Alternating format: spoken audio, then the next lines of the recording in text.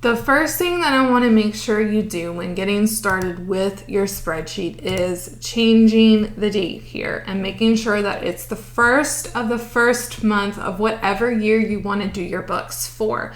So if you're a longtime Paper and Spark spreadsheet user, the Seller spreadsheets used to use dated formulas, and you always had to download the proper file year for whatever year you were working with to make sure that the formulas worked properly. Well, now the spreadsheet does not use dated formulas anymore, so you just need to tell the spreadsheet what year you want to work with.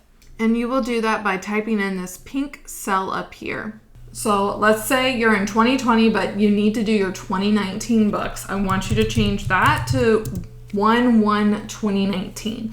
Let's say you are at the end of 2020 and ready to do your 2021 books. Download a fresh copy of this file from the paperandspark.com site to make sure you have the most up-to-date version and type in 1/1/2021.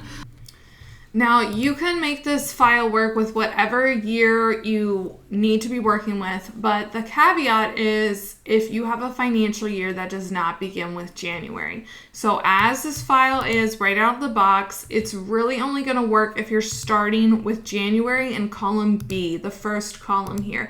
That's because these built-in formulas that are pulling from the import tabs of whatever spreadsheet you're looking at are set up to pull from the January tab first. So if you're one of my friends in the UK, or you're located somewhere where your financial year begins with a month other than January, or maybe you're in the US even, but your business has a financial year that begins in a month other than January, you will not be able to put in a date here and make the spreadsheet work for you. If you're in the UK, there is a UK version of the file that begins with April as the first month in your financial year that you can download from the paperandspark.com site. So if you're in the UK and you need a spreadsheet that begins with the month of April, go download that file. It's already there waiting for you. If you're not in the UK, or if you need your spreadsheet to begin with a month other than January, please email us at support@paperandspark.com and we will get you a file formatted with whatever month you need to start with, and it will be referring to the correct monthly tabs down here so that you can have it start with the correct financial year for you. But for everyone else, you can just, as long as you're starting with January as the first month of your financial year, you can make this work with whatever year you need to be working with to do your books.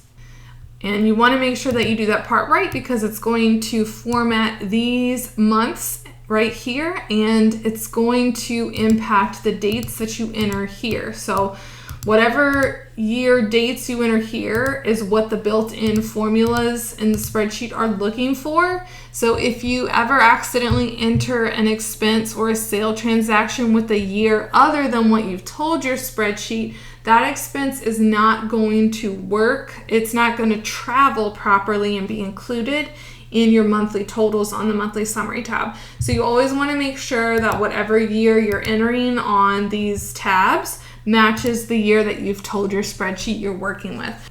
This really only ever becomes an issue when you're catching up on your books. So let's say I'm in 2020 working on my 2019 books.